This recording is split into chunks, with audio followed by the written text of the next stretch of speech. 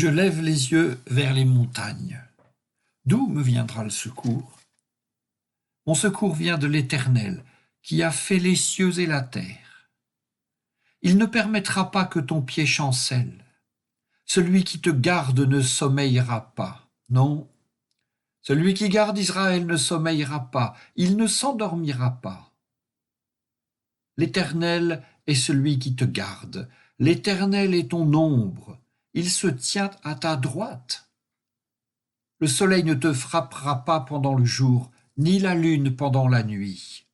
L'Éternel te gardera de tout mal, il gardera ton âme. L'Éternel veillera sur ton départ, comme sur ton arrivée, dès maintenant et toujours.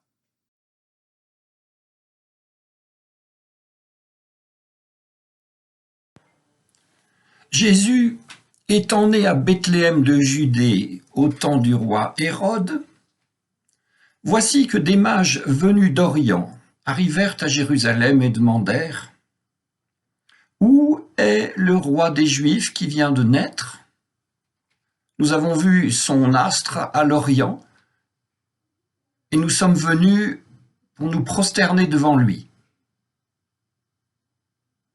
À cette nouvelle, le roi Hérode fut troublé, et tout Jérusalem avec lui.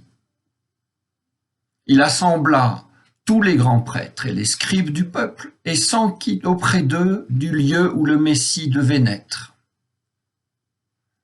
À Bethléem de Judée, lui dirent-ils, car c'est ce qui est écrit par le prophète. Et toi, Bethléem, terre de Juda, tu n'es certes pas le plus petit des chefs-lieux de Juda, car c'est de toi que sortira le chef qui fera paître Israël, mon peuple.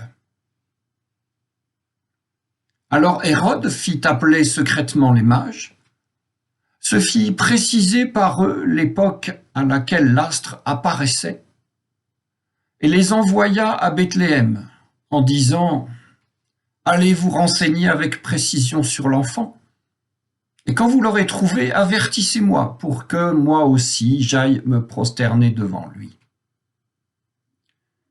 Sur ces paroles du roi, ils se mirent en route. Et voici que l'astre qu'ils avaient vu à l'Orient avançait devant eux, jusqu'à ce qu'il vînt s'arrêter au-dessus de l'endroit où était l'enfant. À la vue de l'astre, ils éprouvèrent une très grande joie. Entrant dans la maison, ils virent l'enfant avec Marie, sa mère, et étant tombés à genoux, ils se prosternèrent devant lui. Ouvrant leur coffret, ils lui offrirent en présent de l'or, de l'encens et de la myrrhe. Puis, divinement avertis en songe de ne pas retourner auprès d'Hérode, ils se retirèrent dans leur pays par un autre chemin.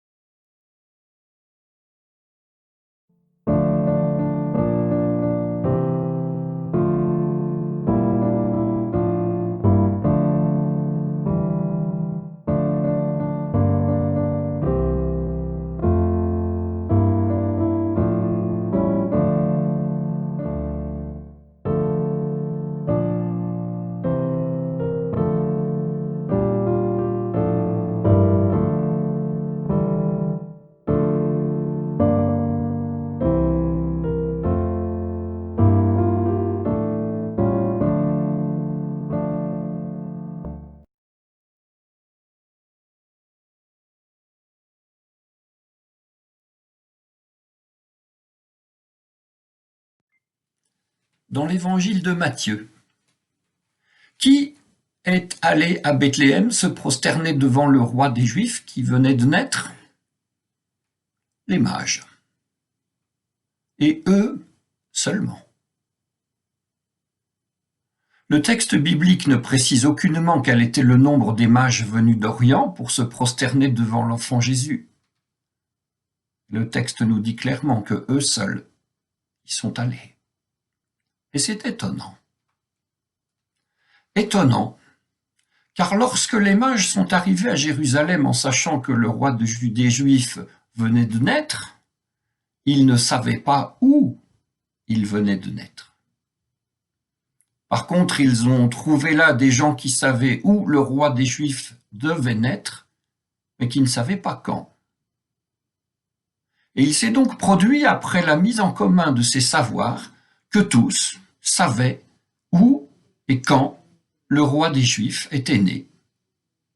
Bethléem. 10 kilomètres au sud de Jérusalem, moins de 2 heures de marche, moins d'1 heure si on est très pressé. Tous ont su, c'est-à-dire les mages, le roi Hérode, les grands prêtres, les scribes et tout Jérusalem. La capitale juive tout entière est au courant, et personne alors n'entreprend de marcher 2 heures pour aller se prosterner devant le roi des Juifs qui vient de naître. Personne que ces mages, ces étrangers. Nous pouvons légitimement nous demander pourquoi. Et nous allons tâcher de répondre à ce pourquoi.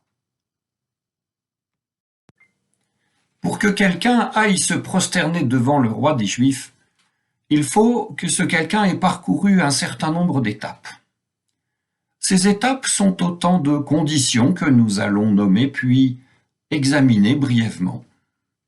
Ainsi, pour aller se prosterner devant le roi des Juifs, il faut, petit 1, savoir que les Juifs existent, avec des traditions et des textes sacrés qui leur sont propres. Et c'est un savoir assez facile à partager, en tout cas que tous partagent dans notre texte, les Juifs et les mages. Et nous retenons un mot pour cette étape, l'étape d'existence. Petit 2. Il faut savoir aussi que le Dieu des Juifs est différent de tous les autres dieux et qu'il est même toujours différent de tous les dieux possibles. Ce Dieu ne peut être représenté, ne peut être réduit à une image, et son nom ne peut être prononcé. Ce qui est un savoir que les mages peuvent posséder autant que les Juifs, pourvu qu'ils soient lecteurs assidus des Saintes Écritures. Nous retenons de cette condition le mot différence. Petit 3. Il faut comprendre que cette différence radicale invite nécessairement à une ouverture vers l'universel. Le Dieu des Juifs ne peut pas être seulement un Dieu national ou ethnique, moteur d'une espérance nationale ou autre.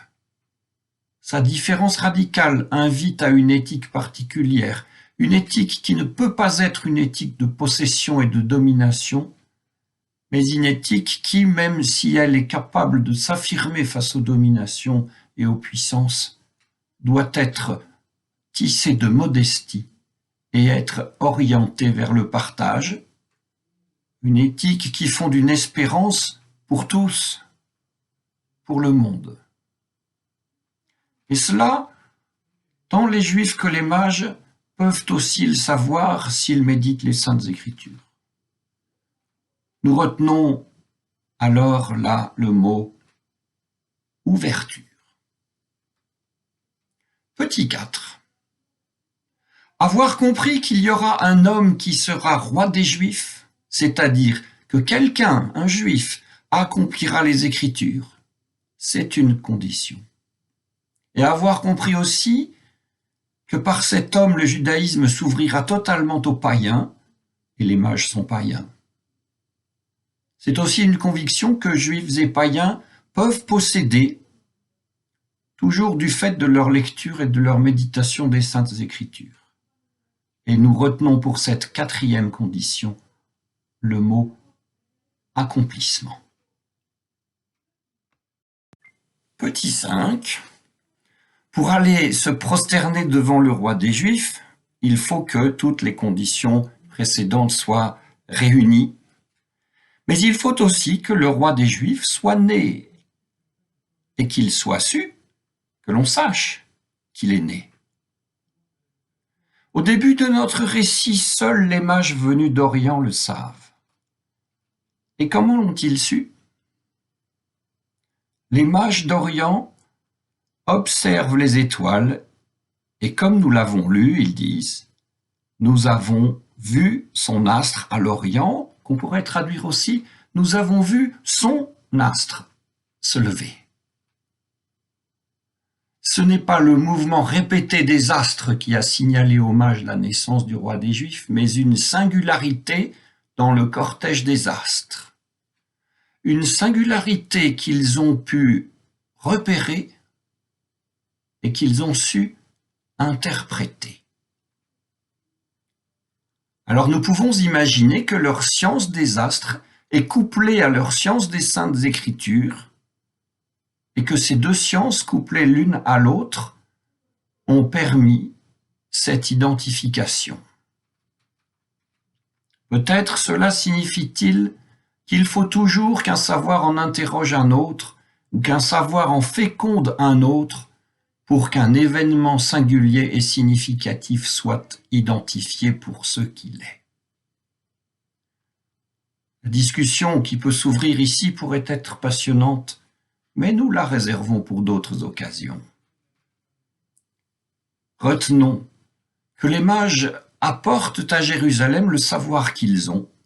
Le roi des Juifs vient de naître, et dès lors, ce savoir sera partagé par tous. Et nous revenons à notre interrogation. Mais seuls les mages se décideront à faire le trajet restant. Retenons le mot de décision. Et c'est ainsi que les mages d'Orient se sont mis en route. Et ils se sont trompés de lieu, car ils connaissaient le moment, mais pas l'endroit. L'aventure de la foi en Dieu, du Dieu d'Israël, ou la quête du roi des Juifs pour aller se prosterner devant lui, est une aventure. La décision de se mettre en chemin y est essentielle. Et pour arriver où? Eh bien, on ne le sait. On ne le sait pas davantage qu'Abraham ne savait où était la terre promise lorsqu'il répondit à l'appel de Dieu et prit la décision de se mettre en route. Et c'est en chemin que les mages reçurent le reste des informations de la part d'Hérode. Ceux qui sont en quête du roi des Juifs pour aller se prosterner devant lui peuvent avoir confiance. Il peut arriver que même les ennemis du roi des Juifs leur montrent le bon chemin. On appelle cela providence. Alors, pourquoi les mages d'Orient ont-ils été les seuls à se rendre à Bethléem? Eh bien, la réponse est à la fois simple et terrible. Parce qu'ils étaient païens. Étant païens, leur espérance rapport au roi des Juifs n'était pas celle d'une restauration nationale, ni d'une libération politique, ni du retour d'une grandeur passée ou quoi que ce soit de cet ordre.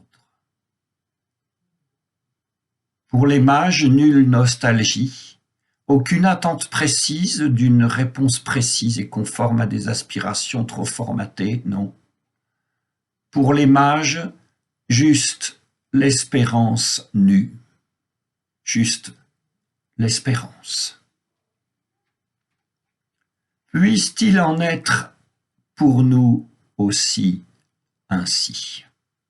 Puisse notre espérance être toujours l'espérance de ces païens. Et puissions-nous, avec eux, toujours demeurer en chemin vers Bethléem. Et si nous avons quelque savoir sur ce chemin, puissions-nous montrer à nos contemporains qu'ils demanderaient le chemin de Bethléem. Amen.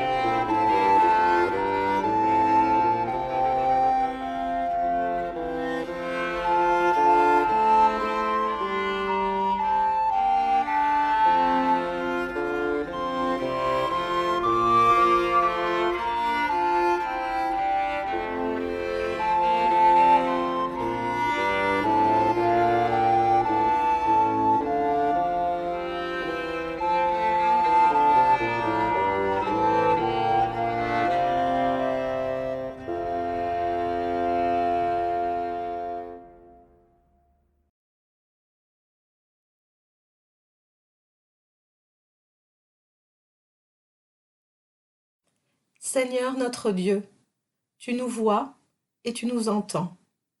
Tu connais chacun et chacune de nous mieux que nous ne nous connaissons nous-mêmes. Tu nous aimes, nous qui ne l'avons vraiment pas mérité. Tu ne te lasses pas de nous venir en aide, alors même que nous sommes sans cesse sur le point de tout compromettre en voulant nous aider nous-mêmes. Tu es le juge, mais aussi le sauveur d'une pauvre humanité égarée. Nous t'en remercions et nous te louons. Nous nous réjouissons à la pensée de voir, au grand jour qui sera le tien, ce à quoi nous pouvons croire dès maintenant, dans la mesure où tu nous en donnes la liberté. Libère-nous à cette fin. Donne-nous de croire en toi, en ta vérité, d'une manière authentique, sincère et agissante. Donne cette foi à beaucoup, donne-la à tous les hommes, donne-la au peuple et au gouvernement, aux riches et aux pauvres, aux bien portants et aux malades, aux prisonniers, à ceux qui se croient libres, aux vieillards et aux jeunes, aux joyeux et aux tristes, aux âmes mélancoliques et aux esprits frivoles. Il n'en est point qui n'ait besoin de croire et qui n'ait la promesse d'y parvenir. Dis aux hommes, dis-le à nous aussi, que tu es pour eux et pour nous un Dieu et un Père miséricordieux. Nous te le demandons au nom de notre Seigneur Jésus-Christ.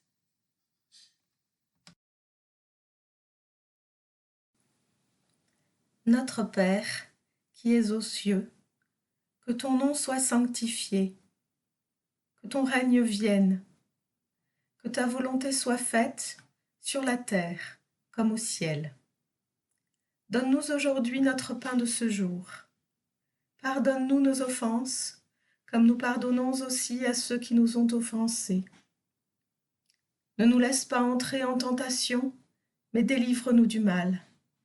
Car c'est à toi qu'appartiennent le règne, la puissance et la gloire pour les siècles des siècles. Amen.